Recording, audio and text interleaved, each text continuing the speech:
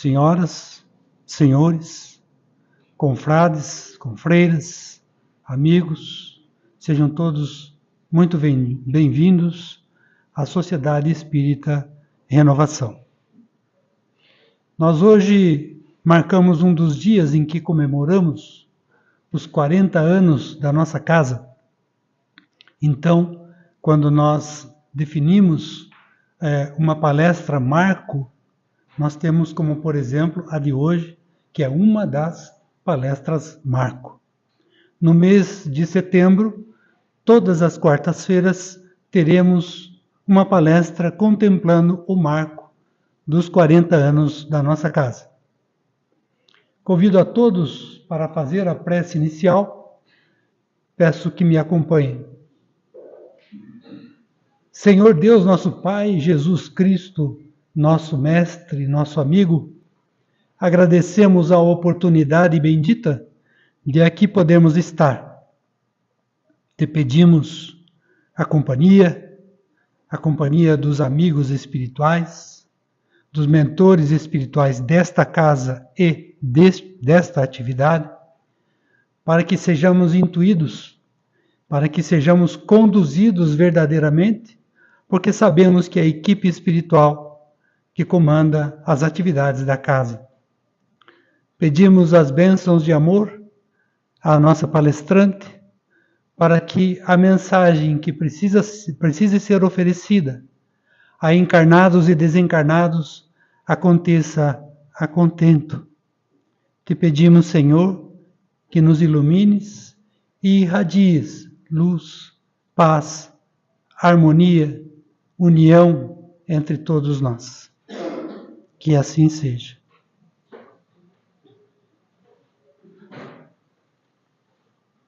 Primeiro, os avisos, falando das atividades desta casa. Temos grupos de estudo, aqueles que queiram se aprofundar no entendimento da doutrina espírita. Temos grupos de estudo nas terças, quartas e sábados. Terças e quartas à noite, sábado à tarde, a partir das 14h30. Temos a Mocidade Espírita na quarta-feira. Aqueles jovens que aqui estão, que queiram participar, ou aqueles que conhecem ou têm jovens em sua casa, convide, traga para cá. Né? E, de repente, a pessoa acaba tendo a vontade de permanecer, porque sabemos que cada um tem seu livre-arbítrio. Temos o plantão do passe todo sábado a partir das 17h30 até as 18h30. É chegar, tomar um passe e aí estará dispensado. Aqueles que entendam a necessidade de conversar com alguém sobre dificuldades que não está conseguindo entender, poderá vir que será atendido, normalmente por um casal, um homem e uma mulher, para que você possa expor a situação e ouvirá a resposta que se relaciona àquilo que a doutrina espírita orienta. Temos o grupo Caritas toda a terça-feira à tarde, onde as mulheres normalmente, mas os homens também comparecem. Este que aqui está, quando pode, aqui está também, na terça-feira, em que fazemos o grupo de costura, em que se faz roupinhas de bebê, sapatinhos, pano de prato, enfim, tudo aquilo que possa servir para aquelas pessoas carentes. Estão todos convidados. E temos também o bazar, inclusive no próximo sábado, peço ajuda para o próximo sábado, terça, é isso? E próxima quarta e no próximo sábado. Estão todos convidados, são produtos muito bons, bem interessantes, que vão de roupas até eletrônicos.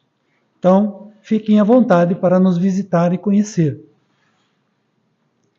Aqueles que passaram ali pelo corredor, pela entrada, viram doçuras e gostosuras sendo vendidas, são para arrecadação de recursos financeiros para permitir investimentos na nossa casa.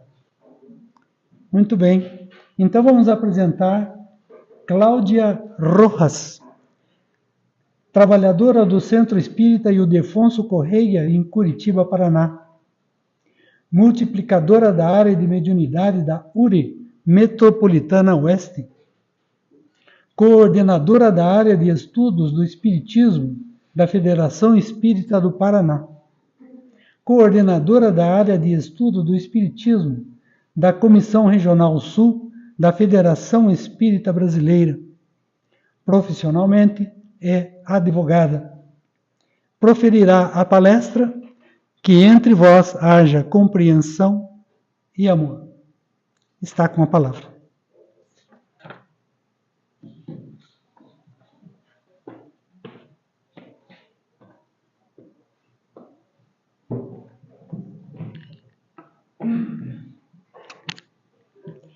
Boa noite a todos. É uma grande alegria, uma grande satisfação sempre refletirmos acerca da doutrina espírita. Notadamente, no momento em que a Sociedade Espírita Renovação, esta casa, celebra os seus 40 anos. Um ano tão festivo, digno realmente de comemorações. E numa data tão especial, num momento tão especial, pensamos o que poderíamos trazer, então, para este centro espírita.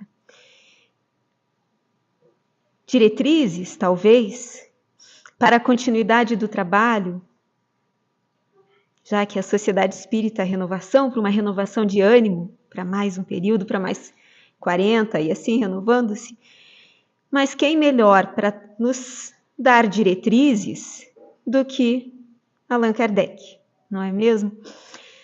Allan Kardec, ao encerramento do primeiro ano social da Sociedade Parisiense de Estudos Espíritas, este que é o primeiro centro espírita do mundo, ele então profere um discurso. E esse discurso é transcrito na Revista Espírita de julho de 1859, e é de lá que nós trazemos, então, o tema da nossa exposição de hoje, que entre vós haja compreensão e amor. Então, vamos ver um pouquinho do contexto. Aqui trazemos a Revista Espírita.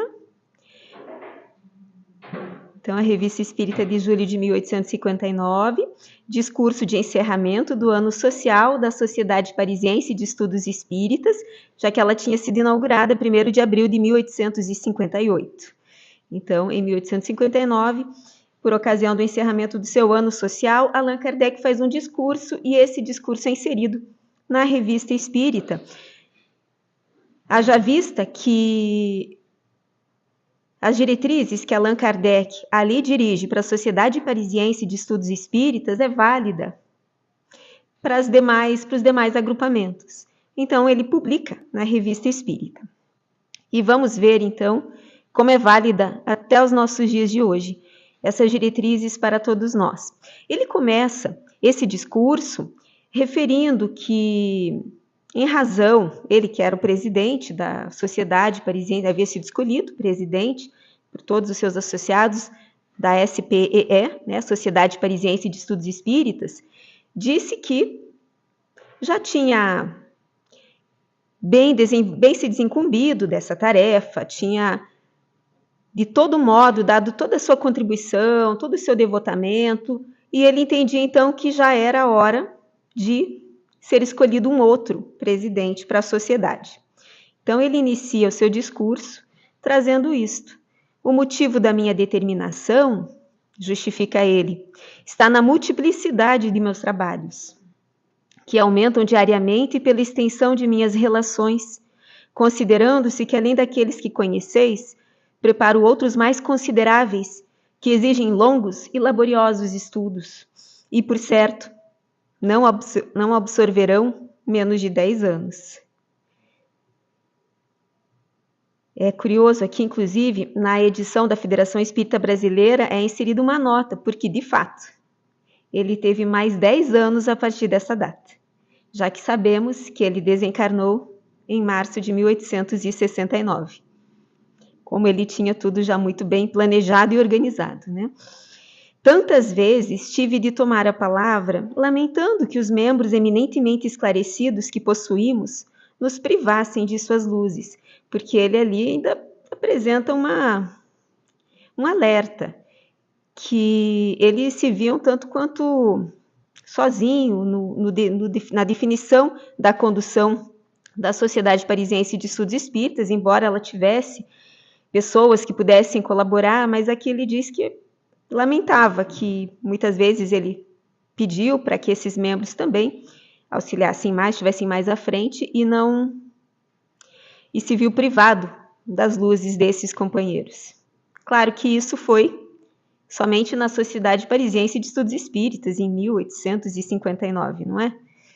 Hoje em dia, os centros espíritas estão com muitos trabalhadores, buscando trabalho, ninguém está sobrecarregado. Acredito que seja assim também aqui. Talvez sim, talvez não. Era a realidade da época. É a realidade que vemos na grande maioria dos centros espíritas, mesmo naqueles maiores que parece que contam com muitos trabalhadores, mas vemos que quando é necessário contar com mais braços, dificilmente se encontram. E aqui, então, mesmo Allan Kardec já trazia esse alerta. Não obstante que a Sociedade Parisiense de Estudos Espíritas tivesse vindo multiplicar os seus participantes. É o que ele relata logo em seguida. Há um ano, a sociedade viu crescer rapidamente a sua importância. O número de membros titulares triplicou em alguns meses. Não obstante a ausência de qualquer experimentação destinada a satisfazer a curiosidade, ou talvez, em razão de sua própria simplicidade. Aqui, então, ele diz que a sociedade teve esse crescimento, teve esse grande número de adeptos, não obstante a ausência de qualquer experimentação destinada a satisfazer a curiosidade. Então, vemos que existiam critérios na Sociedade Parisiense de Estudos Espíritas, que tinha como seu principal objetivo, como o próprio nome fala, o estudo, a pesquisa. E para que essa proposta, esse objetivo fosse realizado de forma séria, eram necessários critérios, condições, requisitos.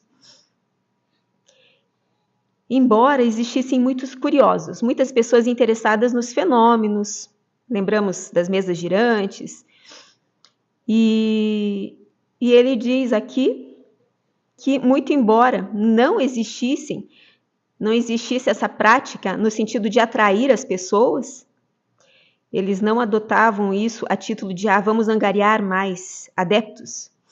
Não, eles mantinham os critérios, rigorosos até, inflexíveis, porque necessários para a efetividade aqui do estudo, da pesquisa, do que se propunha a Sociedade Parisiense de Estudos Espíritas.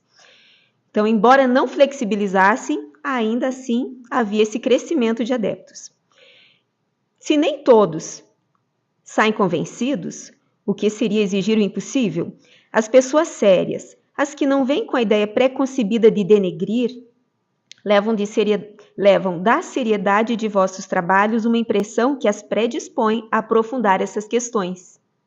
Então, esse discurso é dirigido para os associados ali da Sociedade Parisiense de Estudos Espíritas, e Allan Kardec, ele está cumprimentando esses que ajudavam a conduzir a Sociedade Parisiense de Estudos Espíritas, dizendo que, muito embora nem todos magicamente saíssem convencidos, a gente sabe que não é assim que se dá, leva um tempo, a percepção de que o trabalho ali realizado era sério, isso era o que fazia as pessoas manterem o interesse em prosseguir o estudo e assim oportunizarem-se o benefício desse conhecimento espírita.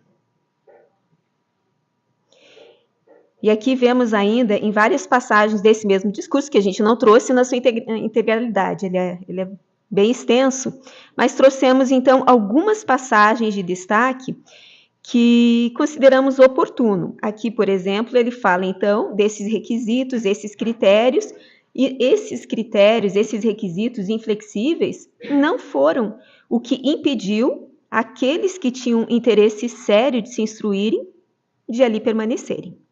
E por vezes vemos nos centros espíritas, às vezes, muitos dirigentes um pouco recalcitrantes, às vezes receosos de que os critérios definidos para os estudos no centro espírita, por exemplo, possam estar afastando aqueles interessados.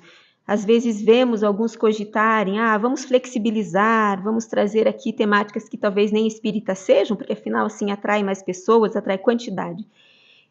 E vemos que na SPEE, por exemplo, não foi essa a diretriz orientada por Allan Kardec, não foi essa a diretriz implementada. Ali foram os estudos sérios. Afastaram curiosos, sim, mas aqueles que tinham, que também eram considerados pessoas sérias, que não vinham com ideia pré-concebida de denegrir, esses sim permaneceram e aí puderam vincular-se. Então, se às vezes temos preocupações com evasão em grupos de estudo, flexibilizar algumas condições que levariam à efetividade desse estudo, ao que ele se propõe, à transformação moral, não seria a única saída. Precisamos pensar se estamos, então, como podemos melhor levar aos participantes do estudo essa compreensão de todo o impacto que a doutrina espírita pode gerar nas nossas vidas. Cada tema que trazemos, cada tema estudado é de um impacto muito grande em nossas vidas. Cada um dos princípios básicos da doutrina espírita. E a partir do momento que conseguimos mostrar isso para cada um dos participantes, a lógica diz que o interesse se mostraria. E foi assim com a Sociedade Parisiense de Estudos Espíritas.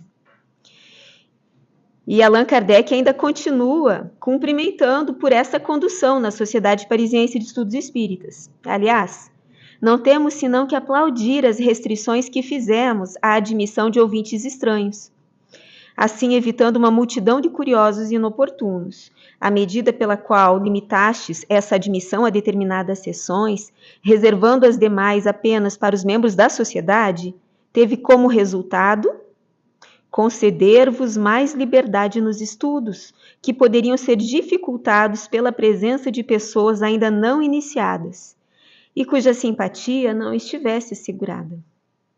Então veja só, que ele é bem claro nesse sentido, né? Será que então não desejaria Allan Kardec o aumento de adeptos?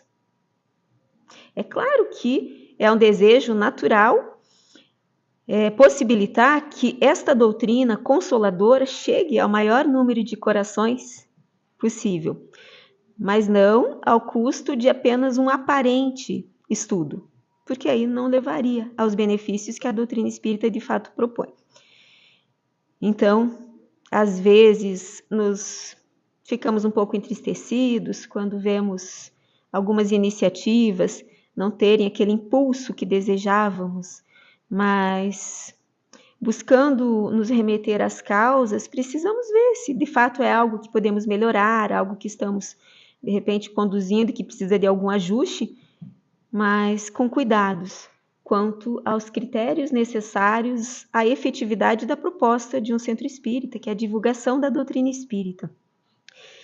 Alguns desses critérios a gente traz aqui a título exemplificativo, porque não poderíamos nos aprofundar neles, mas nós encontramos critérios para um estudo sério, por exemplo, na introdução ao estudo da doutrina espírita, que está lá no Livro dos Espíritos. Às vezes a gente até pula a introdução, prefácio, né? Mas lá na introdução ao estudo da doutrina espírita do Livro dos Espíritos, Allan Kardec traz muito bem discriminado essas orientações e quais seriam esses critérios para o estudioso e para o estudo. lá no ponto 8 da introdução. Apenas vamos referir aqui, a gente não conseguiria aprofundar em cada um deles, né? Mas lá ele diz que para que um estudo seja considerado sério, o que precisaria? Para que nós possamos conduzir um estudo sério ou para que nós sejamos beneficiados por esse estudo. Por exemplo, ele nos traz que é necessário que seja feito por homens sérios, perseverantes, livres de prevenções e que não julgam a priori, animados de firme e sincera vontade de chegar a um resultado, que não buscam apenas achar o lado burlesco nas coisas mais verdadeiras. O estudo precisa ter continuidade e, para Allan Kardec, ele esclarece que continuidade significa método. Estudo com regularidade, com recolhimento, comunhão de pensamento e sentimentos para o bem, leviandade e questões ociosas devem ser evitadas. Então, aqui a gente já teria assunto para dias e dias de conversa e de reflexão. Mas são alguns dos critérios que nós vemos Allan Kardec referir, por exemplo, no item 8 da introdução ao estudo da doutrina espírita do Livro dos Espíritos. E ali ele fala que são imprescindíveis, sem isso não terá resultado útil. O estudo vai ser um aparente estudo. E ele prossegue, então, na Revista Espírita de julho de 1859, nesse discurso, dizendo: desejaríamos, sem dúvida, a propagação das ideias que professamos, porque as julgamos úteis, e, para isso, cada um de nós contribui com a sua parte. Sabemos, no entanto, que a convicção só é adquirida em observações seguidas e não por meio de alguns fatos isolados, sem continuidade e sem raciocínio, contra os quais a incredulidade sempre poderá levantar objeções. Então, aqui, ele fala que, claro que seria muito bom ter um maior número de adeptos. O objetivo não é espantar, né, os interessados. Mas é necessário que haja a observância desse método que ele refere aqui, estes critérios, alguns aqui ele também refere, continuidade, é necessário raciocínio. A todo momento ele traz esses apartes nesse discurso, falando da importância do raciocínio. Não por outra razão, está referido ali no tema da nossa conversa de hoje, compreensão e amor. Que haja entre vós compreensão e amor. E é o que esta frase ele vai referir que foi ditada pelo Espírito São Luís. Neste discurso ainda, ele fala que a nossa linha de conduta não poderia ser melhor traçada do que por essas admiráveis palavras que o Espírito São Luís nos dirigiu e que não deveríamos jamais perder de vista. Zombaram das mesas girantes, mas não zombarão jamais da filosofia, da sabedoria e da caridade que brilham nas comunicações sérias. Que vejam aqui, que escutem ali, mas que entre vós haja compreensão e amor. A mensagem, então, do Espírito São Luís, diante das inúmeras dificuldades e desafios que atravessou Allan Kardec, naturalmente, também a Sociedade Parisiense de Estudos Espíritas. Se vão seguir enfrentando desafios, se vão seguir tendo críticos, mas jamais se esqueçam, entre vós tem que ser diferente. Entre aqueles que se agremiam, que se unem em torno daquela instituição, a conduta é outra. Que haja compreensão e amor. E que seria essa compreensão? Allan Kardec explica um pouco esta mensagem, então, do Espírito São Luís. Essas palavras, que entre vós haja compreensão, encerram todo o ensinamento. Devemos compreender e procuramos compreender porque não queremos crer como cegos. O raciocínio é o facho luminoso que nos guia. Mas o raciocínio de uma só pessoa pode transviar-se, razão por quê? Quisemos nos reunir em sociedade, a fim de nos esclarecermos mutuamente pelo concurso recíproco de nossas ideias e observações. Então ele fala da importância da compreensão da doutrina espírita, a importância de estudarmos, refletirmos, mas ele ainda alerta mais um ponto. Não é suficiente estudar sozinho, individualmente, na minha casa. Ele aqui destaca a riqueza, a importância do estudo em grupo. É o que ele fala aqui. Uma só pessoa estudando isoladamente, ela pode se transviar, ela pode acreditar que entendeu, mas realmente não ter conseguido alcançar todo o sentido do texto que estudou. Então, a união, o estudo conjunto vai auxiliar. Uma só pessoa pode transviar-se, razão por que quisemos nos reunir em sociedade, entre estes pares. E vamos ver que não é só aqui na Revista Espírita de julho de 1859 que ele fala isso. E esta é uma questão tão atual, notadamente depois desses momentos que vivemos há pouco de isolamento social. Esses momentos em que tivemos as nossas instituições fechadas em razão da pandemia, e muitos precisaram se valer de recursos tecnológicos, estudos virtuais. E foi muito útil num momento em que era necessário de fato. Não tínhamos outra opção. Que bom que podemos lançar mão dessas ferramentas. Mas a pandemia já passou. E ainda assim, depois desse período, muitos centros espíritas viram-se com dificuldade do retorno de muitos trabalhadores, inclusive. E alguns centros espíritas referindo até que eles tiveram um maior número de procura de interessados, de curiosos, mas, por outro lado, os trabalhadores que antes laboravam no centro espírita não voltaram.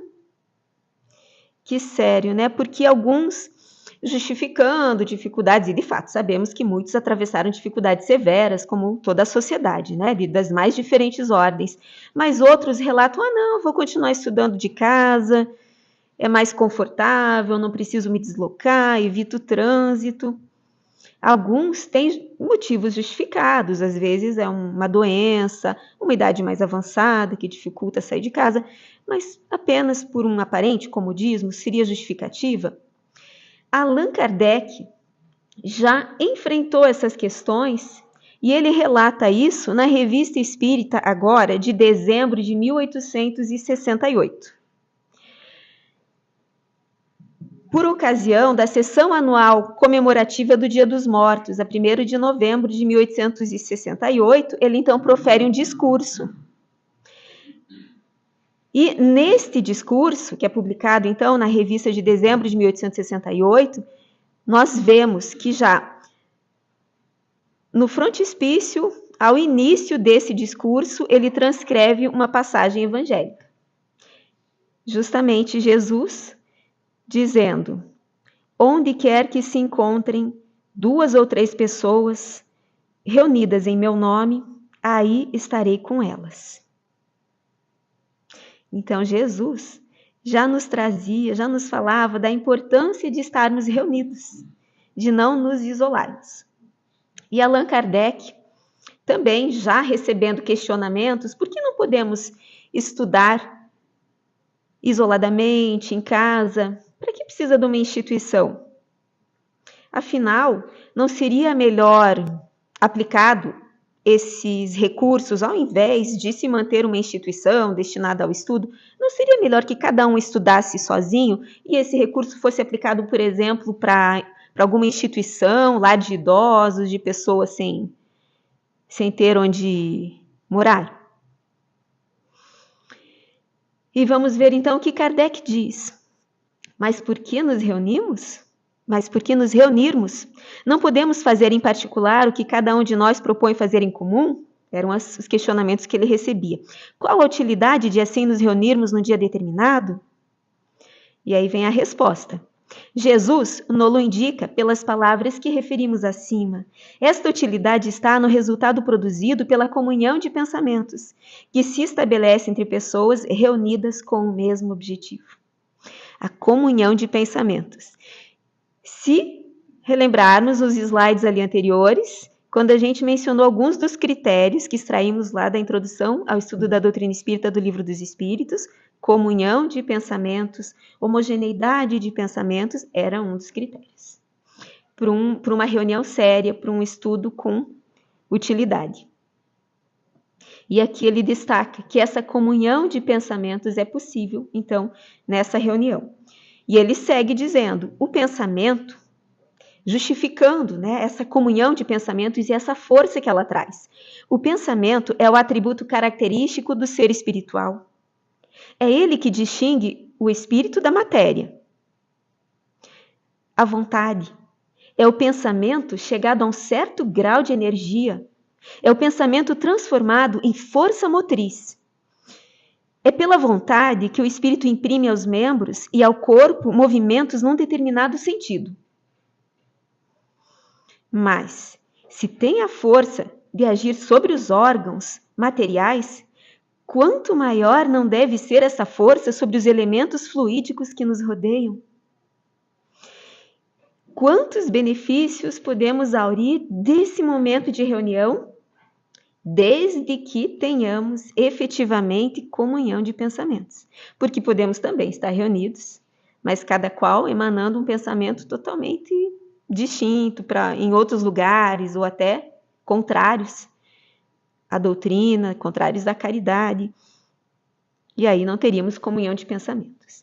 E aqui ele diz quão importante é o pensamento, a vontade, chegado nesse certo grau de energia, é o pensamento chegado nesse certo grau de energia que nos faz movimentar o braço, nos dirigirmos em determinado sentido, e sabemos pela doutrina espírita que, inclusive, exerce essa força sobre os elementos fluídicos que nos rodeiam. Os fluidos. Enquanto estamos aqui, imaginando que apenas estamos ouvindo uma passagem doutrinária, muito mais sabemos que está acontecendo, se temos comunhão de pensamento. Se estamos unidos no mesmo propósito, com o desejo de mais compreender, de refletir, de recordar, de sermos melhores, de contribuirmos. E ainda aqui, nesse discurso, ele diz que a comunhão de pensamentos produz, pois, uma sorte de efeito físico que reage sobre o moral. Só o Espiritismo poderia fazê-lo compreender. O homem o sente instintivamente, já que procura as reuniões onde sabe encontrar essa comunhão. Nessas reuniões homogêneas e simpáticas, aure novas forças morais. Poder-se-ia dizer que aí recupera as perdas fluídicas perdidas diariamente pela irradiação do pensamento, como recupera pelos alimentos as perdas do corpo material. Sabemos que precisamos nos alimentar para que tenhamos força para movimentar esse nosso corpo material. E a partir dessa comunhão de pensamentos que se pode aurir numa reunião de espíritos simpáticos, também temos essa renovação fluídica, recupera perdas fluídicas. E sabemos que o desequilíbrio fluídico pode gerar doenças, tantas outras questões, às vezes as dificuldades que não encontramos solução. Nessas reuniões, com essa comunhão de pensamentos, podemos encontrar o auxílio. E agora, então, entendemos por que Allan Kardec disse lá no discurso de julho de 1859 que eles não só procuravam atrair, eles não só não procuravam atrair aqueles que não tinham objetivos sérios nas reuniões, como inclusive eles os afastavam, e disso só poderiam se cumprimentar. Porque esses curiosos que não tinham objetivo sério iam impedir a comunhão de pensamentos, que vemos que é o resultado de reuniões homogêneas e simpáticas. Ainda ele segue nesse discurso, ponderando ainda da importância das reuniões, do estudo conjunto. O isolamento religioso, assim como o isolamento social, conduz ao egoísmo. Aquela grande chaga da humanidade. porque os homens não haveriam de ter. E aí, respondendo aquelas ponderações de que seria melhor investir numa instituição para abrigar pessoas materialmente necessitadas, aí ele responde: por que os homens não haveriam de ter lugares especiais para as questões celestes, como os têm para as terrenas? Por que não teriam assembleias religiosas, como tem assembleias políticas, científicas e industriais? Aqui está uma bolsa onde se ganha sempre. Isto não impede as edificações em proveito dos infelizes. Dizemos, ademais, que haverá menos gente nos asilos quando os homens compreenderem melhor seus interesses do céu. O trabalho preventivo de um centro espírita, de um estudo sério, com critérios, com método, com planejamento, e que vai possibilitar a transformação moral. E assim vai amenizando essas disparidades sociais e vai prevenindo que haja tanta gente nos asilos ou aqui até materialmente necessitadas. E ele segue, então, lembrando que a comunhão de pensamentos produz, pois, uma sorte de efeito físico que reage sobre o moral. Mas aqui eu já referi isso daqui. Então, assim, ele encerra essa passagem de dezembro de 1868 e nós voltamos agora para o discurso que iniciamos, que é a base principal, da Revista Espírita de julho de 1859, e vemos que aqui ele traz de novo a comunhão de pensamentos. Será que ele referiria tantas vezes, em tantos locais diferentes, se não fosse de fato tão importante? Aqui ele diz: a comunhão de pensamentos e de sentimentos para o bem é, desse modo, uma condição de primeira necessidade, não podendo ser encontrada num meio heterogêneo, onde tem acesso às paixões inferiores do orgulho, da inveja e do ciúme. Paixões que sempre se revelam pela malevolência e pela acrimônia de linguagem. Por mais espesso seja o véu com que se procure cobri-las, é o ABC da ciência espírita.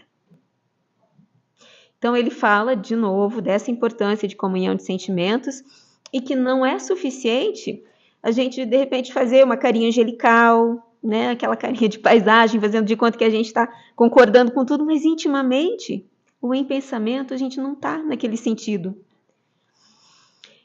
Estamos sendo esse ponto que vai gerar essa heterogeneidade, que é essa diferença de propósito, que trabalha em contrário ao que se pretenderia ali no local. E isto, então, vai gerar acesso às paixões inferiores do orgulho, da inveja, do ciúme, e vai atrair que tipo de companhia, então, conosco e para o local onde vamos? Não seria dos espíritos superiores, né?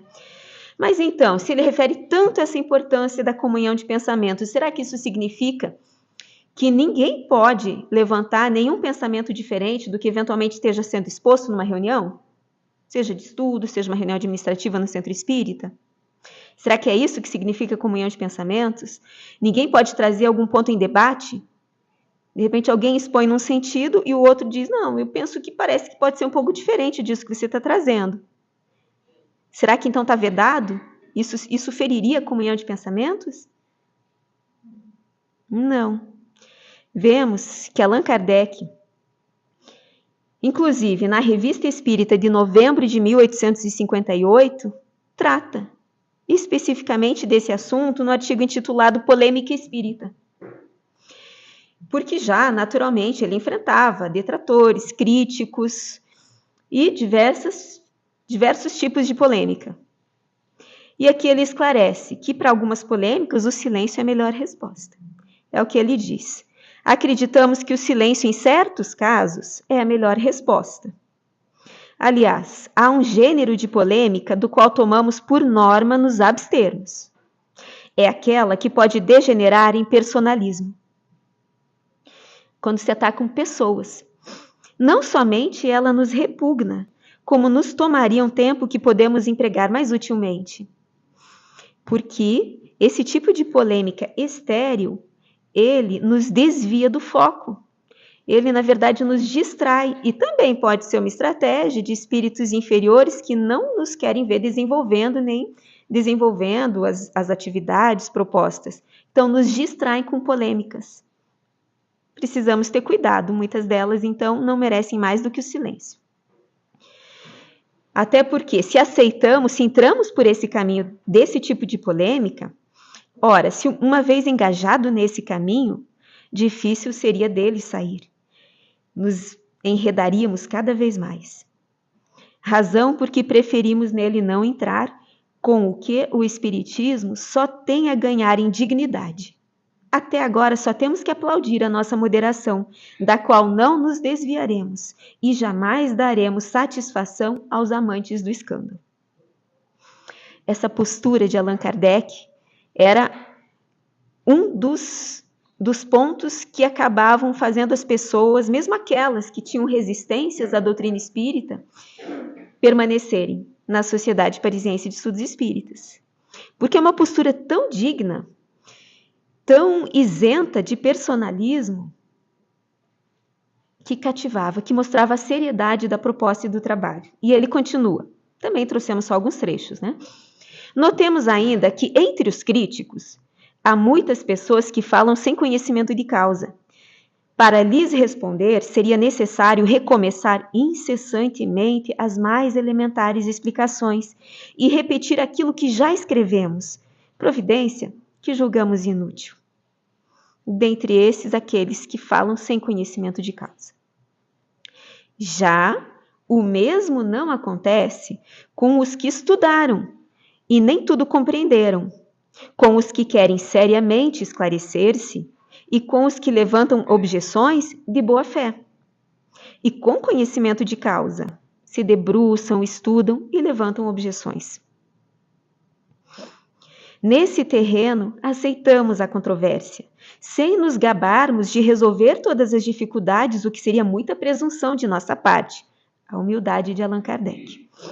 Assim, longe de repelir as objeções e os questionamentos, nós os solicitamos, contanto que não sejam ociosos, nem nos façam perder o tempo com futilidade, pois que representam um meio de nos esclarecermos. Então vemos que existem polêmicas e polêmicas, algumas não merecem nem resposta, só o silêncio. Outras, feitas de boa fé, vemos inclusive na Revista Espírita, que Kardec, na primeira edição, no primeiro fascículo, em 1858, ele diz que a Revista Espírita se propõe a ser uma tribuna livre. Todos poderiam enviar suas ideias, seus entendimentos, ter esse debate, essa troca. Isso enriquecia muito e, como ele diz, ele inclusive solicita. Não tem nada contra isso. O debate maduro, não por ociosidade, de quem não tem mais o que fazer, de quem só quer distrair ou tem outros interesses ainda prejudiciais. Então, vemos que comunhão de pensamentos não significa ausência de debate, ou que ninguém pode ponderar ou trazer outros pontos de vista, mas é sinceridade de propósito. Todos querem se esclarecer, todos buscam falar de forma fundamentada, madura, buscam ter conhecimento de causa, se esclarecerem.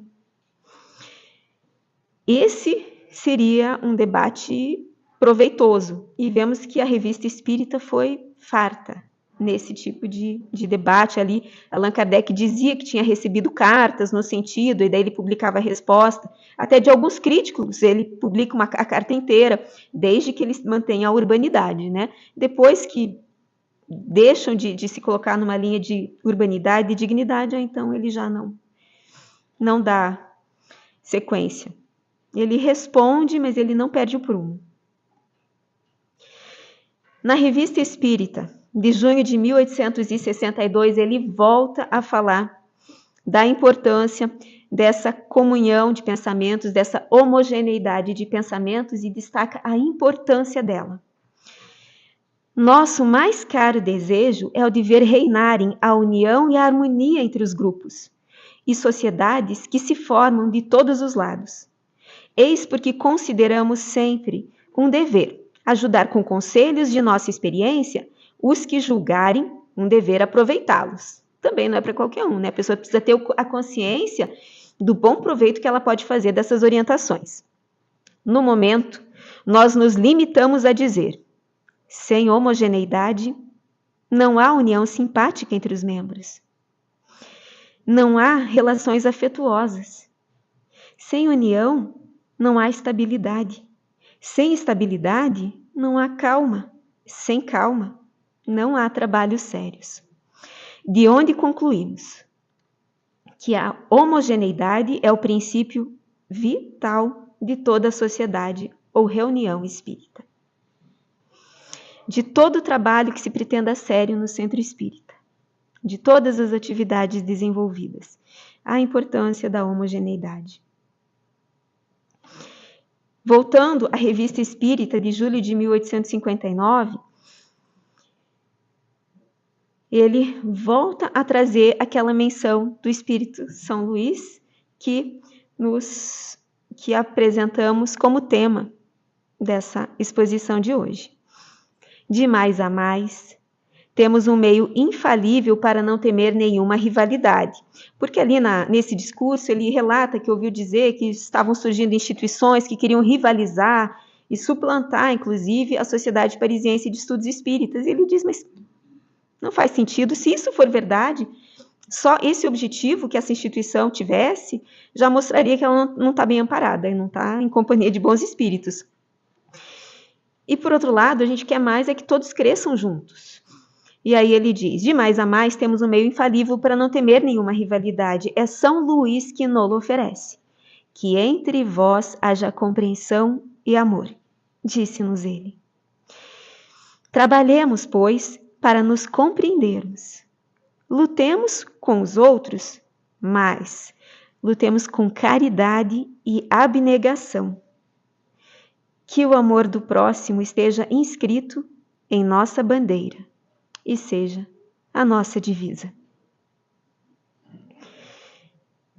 Aqui então encerramos essas reflexões que pudemos extrair da Revista Espírita de julho de 1859, que somamos reflexões também de outras revistas espíritas, destacando aqui esse grande contributo, como nos beneficiaríamos nos dedicando mais ao estudo dessa obra da Revista Espírita, muitas vezes esquecida. Para finalizar, então eu vou encerrar com uma mensagem de Lins de Vasconcelos, que foi psicografada por Divaldo Pereira Franco, por ocasião dos 120 anos da Federação Espírita do Paraná. Essa mensagem que fala então diretamente ao nosso Estado, às nossas instituições, aos centros espíritas e aos espíritas. Então esta mensagem é intitulada Ser Espírita. Eu trouxe algumas passagens também apenas.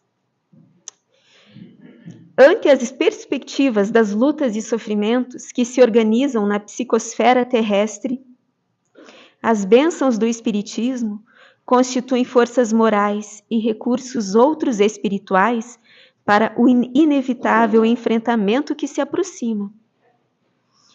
Eis porque ser espírita, neste período, é um grave desafio que não pode ser desconsiderado, empenhando-se as resistências morais e as recomendações doutrinárias ao seu comportamento. Infelizmente, porém, vem-se usando métodos acomodatícios e alguns levianos, com justificativas e escusas para a conduta pessoal irregular. O abandono do centro espírita, trocando-o pelas comodidades domésticas, alija-o do próximo, a fim de fruir os benefícios da internet, constituindo uma forma de abandono da fraternidade e, por consequente, da caridade. Elucida-se que é o resultado da escassez de tempo, das distâncias entre a residência e as instituições ativas de amor e de estudo, aglomerações, assaltos e crimes hórridos, recolhendo-se às paredes domésticas, sem pensar naqueles que não as têm. As obrigações relativas à casa espírita vão ficando ameaçadas por falta de servidores devotados ao trabalho do bem. O centro espírita, não olvidemos, é a célula máter do espiritismo onde se pratica a meditação, o estudo, a convivência com a dor do próximo, a vivência do evangelho. Ser espírita, neste momento de perturbações e calamidades, é um convite à ação do bem de qualquer jaez. Os cristãos primitivos davam a vida a Jesus. Não o buscavam para servir-se, mas para servi-lo. Na construção do reino de Deus na terra. Indispensável definir-se que ser espírita é manter-se atos dignos e correspondentes aos ensinamentos estabelecidos pela codificação kardeciana, que mantém a doutrina dos imortais.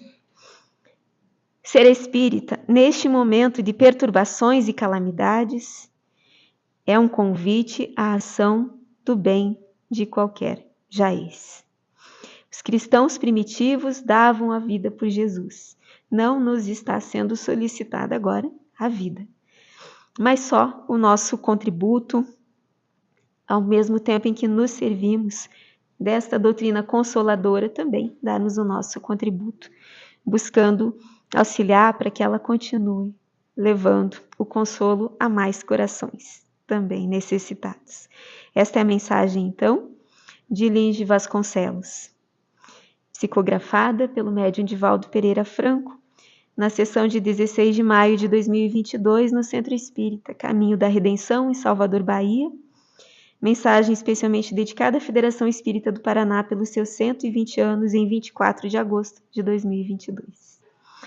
Então, com estas mensagens, desejamos que o Centro Espírita Renovação tenha dias felizes, de muito trabalho, de muito refazimento, de renovação de ânimo, e que sejam muitos mais anos e décadas de iluminação no caminho de tantos que aqui encontraram esse passo mais célere em direção a Jesus.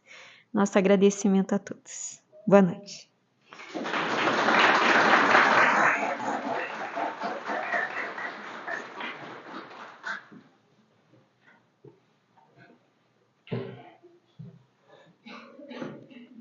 Agradecemos a Cláudia Rojas pela brilhante palestra, muito instrutiva, muito importante para todos nós. Agora nós vamos passar à segunda parte da nossa atividade e para isso avisamos a todos aqueles que forem tomar o passe, que serão chamados por vez, por fila de cadeira, para se dirigirem à Câmara de Passes. Então, de uma forma bem ordenada, bem tranquila. Agradecemos a todos a presença e temos certeza que a espiritualidade amiga está presente entre nós e nos induz, nos conduz neste momento e quando chegarmos em casa, revendo os nossos amados, os nossos queridos do coração. Vamos fazer a prece de encerramento então? Senhor Deus, nosso Pai, Jesus Cristo, Mestre, amigo de todas as horas, agradecemos profundamente ao oferir conhecimentos tão importantes, entendimentos, reflexões que calam fundo em nossa alma. Te pedimos, Jesus, que nos orientes, que nos ajudes na nossa caminhada. Ainda somos muito carentes da tua ajuda, da tua orientação. Pedimos, Jesus, que abençoes a todos aqueles que aqui se encontram, encarnados e desencarnados. Que nós, encarnados, consigamos chegar em nossas casas em paz, junto ao aconchego do lar, com os nossos amados que lá estão nos aguardando. Certos do teu amor, agradecemos imensamente o teu carinho, a bondade e pedimos que permitas darmos por encerrada a atividade desta noite. Que assim seja.